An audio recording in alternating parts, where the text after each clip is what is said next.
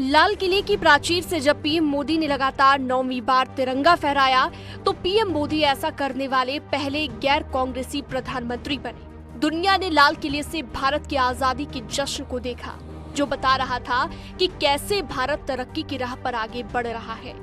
भारत हर क्षेत्र में तेजी से विकास कर रहा है। पीएम मोदी ने अपने भाषण में कहा कि अब भारत बदल चुका है। दुनिया भारत को उम्मीद भरी नजरों से देख रही है। आजादी के इतने दशकों के बाद पूरे विश्व का भारत की तरफ देखने का नजरिया बदल चुका है।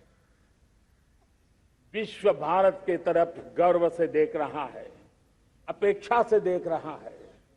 समस्याओं का समाधान भारत की धरती पर दुनिया खोजने लगी है। दोस्तों, विश्व का ये बदलाव, विश्व की सोच में ये परिवर्तन 75 साल की हमारी अनुभव यात्रा का परिणाम है। हम जिस प्रकार से संकल्पों लेकर चल पड़े हैं, दुनिया इसे देख रही है और आखिरकार विश्व भी उम्मीदें लेकर के जी रहा है। उम्मीदें पूरे करने का सामर्थ्य कहां पड़ा है, वो उसे दिखने लगा है। मैं इसे स्त्री शक्ति के रूप में देखता हूं, 3 सामर्थ्य के रूप में देखता हूं। और ये त्रिशक्ति है एस्पिरेशन की, पुनर्जागरण की और विश्व की उम्मीदों की। और इसे पूरा करने के लिए पीएम मोदी आत्मनिर्भर भारत की बात हमेशा करते हैं। ये क्षण हर भारतीय के लिए गर्व की बात है। सेना के जवानों ने आत्मनिर्भर भारत के संकल्प को पूरा किया है और बताया है कि भारत किसी से कम नहीं है।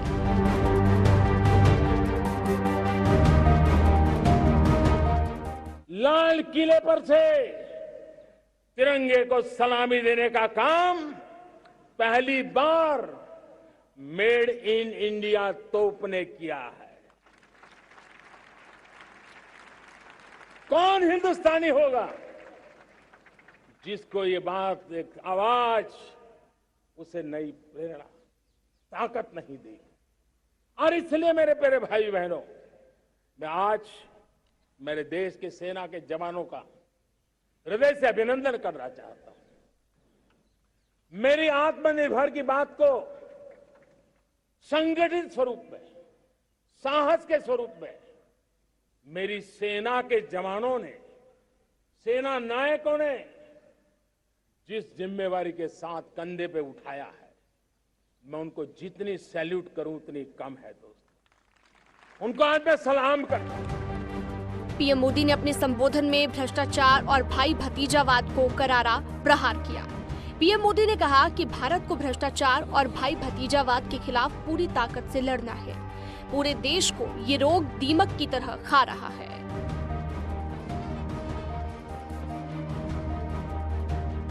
भ्रष्टाचार, दूसरा है भाई भतीजावाद, परिवारवाद। भारत जैसे लोकतंत्र में जहां लोग गरीबी से जूझ रहे हैं, जब ये तरफ से देखते हैं, एक तरफ वो लोग हैं जिनके पास रहने के लिए जगह नहीं है, दूसरी पार वो तरफ लोग हैं जिनको अपना चोरी किया हुआ माल रखने के लिए जगह नहीं है। ये स्थिति अच्छी नहीं है। और इसलिए हमें भ्रष्टाचार के खिलाफ पूरी ताकत से लड़ना है। भाइयों बहनों, भ्रष्टाचार दीमक की तरह देश को खोखला कर रहा है। मुझे इसके खिलाफ लड़ाई लड़नी है, लड़ाई को तेज करना है, निर्णायक मोड़ पे लेकर के ही जाना है। तब मेरे 130 करोड़ देशवासी, आप मुझे आशीर्वाद दीजिए, आप मेरा साथ दीजिए। मैं आज आपसे साथ मांगने आया, आपका सहयोग मांगने आया हूं, ताकि मैं इस लड़ाई को लड़ पाऊं। प्रधानमंत्री नरेंद्र मोदी ने अपने संबोधन में साफ किया कि नया भारत हर हाल में तेजी से विकास करेगा और दुनिया के साथ कदम ताल करेगा। वहीं पीएम मोदी ने भ्रष्टाचार और भाई भतीजावाद पर प्रहार कर सरकार के इरादे साफ कर दिए। Bureau report, news 18।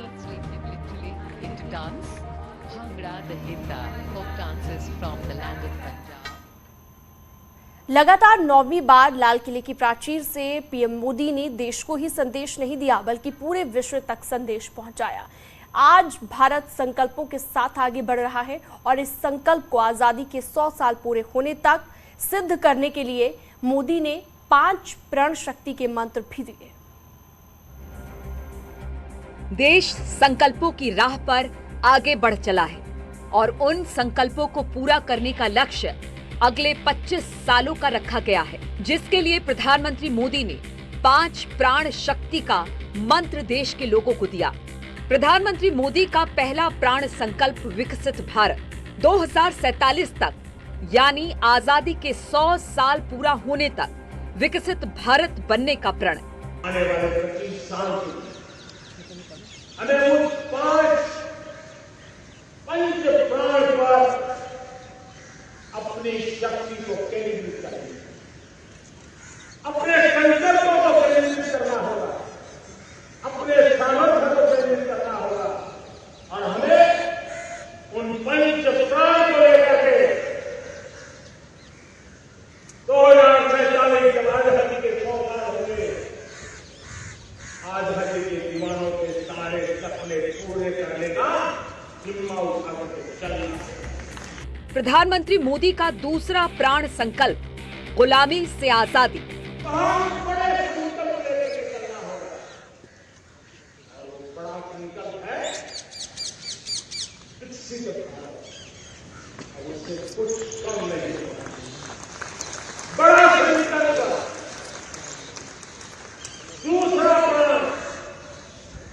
दूसरा प्राण है किसी भी कोने में हमारे मन के भीतर, हमारे आदतों के भीतर गुलामी का एक अंश अगर अभी भी है, हमें उससे मुक्ति पानी ही होगी। प्रधानमंत्री मोदी की तीसरी प्राण शक्ति विरासत पर गर्व।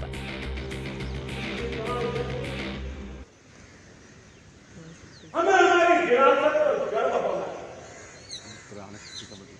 हमारी विरासत के प्रति, क्योंकि यही विरासत है जिसमें कभी भारत का स्वर्णिम काम, और यही विरासत है जो समय को परिवर्तन करने की। प्रधानमंत्री मोदी की चौथी प्राण शक्ति एकता और एकजुटता। चौथा प्राण वो भी उतना ही महत्वपूर्ण है और वो है एकता और एकजुटता। 130 करोड़ देशवासियों में एकता, न कोई अपना न कोई पराया। एकता की ताकत एक भारत श्रेष्ठ भारत के सपनों के लिए हमारा चौथा। 5वीं प्राण शक्ति नागरिकों का कर्तव्य। और पांचवा प्राण है नागरिकों का कर्तव्य। नागरिकों का कर्तव्य जिसमें प्रधानमंत्री की बात नहीं होता, मुख्यमंत्री की बात नहीं होता, वो भी नागरिकों का कर्तव्य। जो हमारे आने वाले 25 साल के सपनों को पूरा करने के लिए एक बहुत बड़ी प्राण शक्ति। प्रधानमंत्री ने प्राण शक्ति के मंत्र से विश्व में भारत को सबसे मजबूत देश बनाने की तस्वीर पेश की। आजादी के 75 साल पर मोदी का ये मंत्र भारत को आगे ले जाने में कारगर साबित हो सकता है। आजादी के 75 साल पूरे होने के मौके पर गीतकार मनोज मुतंशिर ने कविता शेयर की है और इसे बेहद पसंद किया जा रहा है। दुनिया वालों, जितना जोर है लगाओ, हम हिंदुस्तानियों को रोक के दिखाओ। हम 75 साल पहले नहीं रुके, जब मिट्टी में रेंग रहे थे, घुटनों पर घिसट रहे थे। अब क्या रुकेंगे? अब तो हमने पंख उगा लिए हैं और सैकड़ों आसमान कंधों पे उठा लिए हैं। फिर भी मुकाबला करना चाहते हो तो मैदान में आओ, हमें रोक के दिखाओ। तुम्हें लगता था हम गए गुजरे हैं, बेचारे हैं, आज दुनिया के सबसे कामयाब लोगों की लिस्ट बनाओ, 10 में से 7 हमारे हैं। हमारी रफ्तार देखो, जब हमारे पड़ोसी चौक से स्पेस का डायग्राम बनाना सीख रहे थे, हम चांद की मिट्टी चूम के लौट आए। जब दुनिया मिशन मार्स पर करोड़ों डॉलर फूंक रही थी, हम मुट्ठी भर पैसों में मंगल घूम के लौट आए। भट्टियां कितनी भी बड़ी बना लो, हम अग्निपुत्रों के बिना आग कहां से लाओगे। जो कृष्ण की तरह तुम्हारी तरक्की का रथ हांके, वो प्रतिभा, वो दिमाग कहां से लाओगे। बैठे रहो गूगल और ट्विटर खोल के, पिचाई और पराग कहां से लाओगे। हम झोपड़ों के चिराग, किसानों की संतान, मेहनत कशों की औलाद। देख लेना, हौसलों का हस्तिनापुर हम ही बसाएंगे।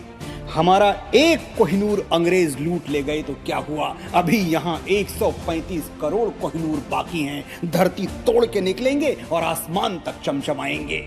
270 करोड़ बाजू हैं हमारे। आओ हमारी ताकत आजमाओ, हमें रोक के दिखाओ। जालौन में स्वतंत्रता दिवस की धूम देखने को मिली। मदरसों में भी आजादी का जश्न धूमधाम से मनाया गया। जालौन में स्थित मदरसा अंजुमन इस्लामिया में स्वतंत्रता दिवस की धूम देखने को मिली।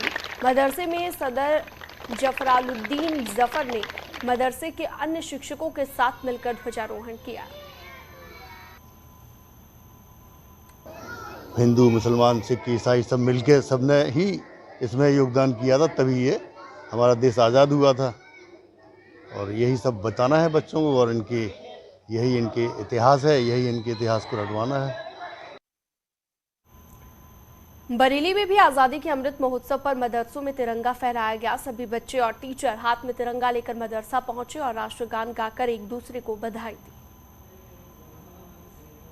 गान और सारे जहाँ से हिंदुस्तान वगैरह ये सब कहा गया। और हमारे मदरसे 140 साल हो गए। अच्छा जी, 140 साल पुराना मदरसा है हमारे शाहतुल उलूम सराय खाम।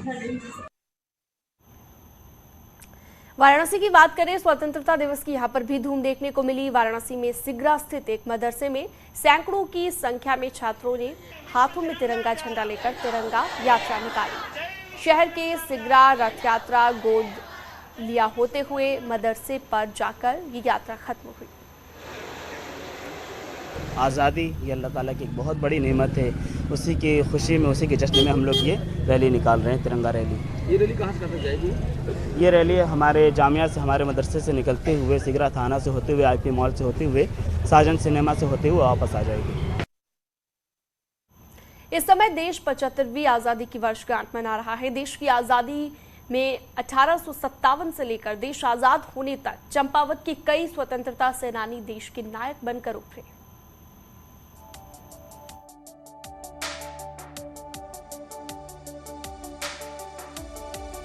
देश की आजादी में चंपावत के स्वतंत्रता सेनानियों की भी भूमिका बहुत अहम है। 1857 में जब मंगल पांडे देश में आजादी की अलख जगा रहे थे, उस वक्त उत्तराखंड के पहले स्वतंत्रता सेनानी कालू सिंह मेहरा ने कुमाऊं के पहाड़ में अंग्रेजों को चने चबवा दिए थे। आजादी के बाद भारत सरकार ने साल 2021 में गुमनाम नायक कालू सिंह मेहरा के नाम पर डाक टिकट जारी किया। कालू सिंह मेहरा वीर सेनानी क्रांतिकारी, 1857 की जो क्रांति की अलख जगी, मंगल पांडे, झांसी की रानी, तात्या टोपे और हमारे उत्तराखंड से कालू सिंह मेहरा ने 1857 में अंग्रेजों के खिलाफ बगावत का बिगुल फूंका। अगस्त क्रांति के कुमाऊं में नायक खेती खान के पंडित दुर्गा दत्त ओली 1932 और 1942 में जेल गए। उन्होंने आजादी के बाद सरकार द्वारा मिलने वाली पेंशन और पंतनगर में 5 एकड़ जमीन लेने से इनकार कर दिया। वहीं कुमाऊं के बब्बर शेर कहे जाने वाले खेती खान के ही पंडित हर्षदेव ओली और पंडित पूर्णानंद जोशी और पंडित दया राम जोशी ने पहाड़ में आजादी की लड़ाई में अहम भूमिका निभाई। इसी में है आपके पंडित दुर्गादत्त ओली, जिन्हें अगस्त क्रांति का नायक भी कहा जा सकता है। लगभग 1 साल अंग्रेजों की यातना सहने के बाद भी लगातार देश की आज़ादी के लिए लड़ते रहे। इसमें दूसरा नाम आता है, बहुत बड़ा नाम है स्वतंत्रता संग्राम में, कुमाऊं के बब्बर शेर के तौर पर जाने जाने वाले हर्षदेव ओली। 6 महीने की यातना अंग्रेजों ने दी और देश की आज़ादी में इनने योगदान दिया। इसी तरीके से पंडित पूर्णानंद जोशी और पंडित दयानंद ओली, जो कि ये सब खेती खान क्षेत्र के हैं स्वतंत्रता संग्राम सेनानी, जिन्होंने देश की आजादी में योगदान दिया। आजादी के बाद इन्होंने ताम्रपत्र लिया, इनको पंतनगर में जमीन मिली हुई थी, इन्होंने जमीन नहीं ली। और उसके बाद बच्चों की पढ़ाई के लिए बच्चों के लिए वजीफा मिलता था, वो इन्होंने नहीं लिया, क्योंकि इनका एक ही कहना था कि जो किया है मैंने देश के लिए किया है, न कि अपने परिवार के लिए। खेती खान जंगल के बीच जागोली के मंदिर की धर्मशाला में छिपकर लाल बहादुर शास्त्री, गोविंद वल्लभ पंत, बद्री दत्त पांडे ने मिलकर आजादी के लिए रणनीति तैयार की। धुरा क्षेत्र के 7 स्वतंत्रता सेनानियों ने भी अंग्रेजों की यातनाओं को सहकर देश को आजादी दिलवाई। ये जो जागोली जो मंदिर है, ये खेती खान का वो क्षेत्र है जहाँ पर आंदोलन के दौरान कुमाऊं भर के स्वतंत्रता संग्राम सेनानी आकर इस धर्मशाला में, जो भी ये धर्मशाला आपको दिख रही है, इस धर्मशाला में आकर देश की आज़ादी के लिए किस तरीके से लड़ना है और देश की आज़ादी की किस तरीके से नींव रखनी है, उसकी यहाँ पर मंत्रणा करते थे। आजादी के आंदोलन में अहम भूमिका निभाने वाले इन वीरों के इतिहास को आज भी गहराई से जानने की जरूरत है, ताकि आज का युवा इस गौरवशाली इतिहास से प्रेरणा ले सके। न्यूज़ 18 के लिए चंपावत से कमलेश भट्ट की रिपोर्ट।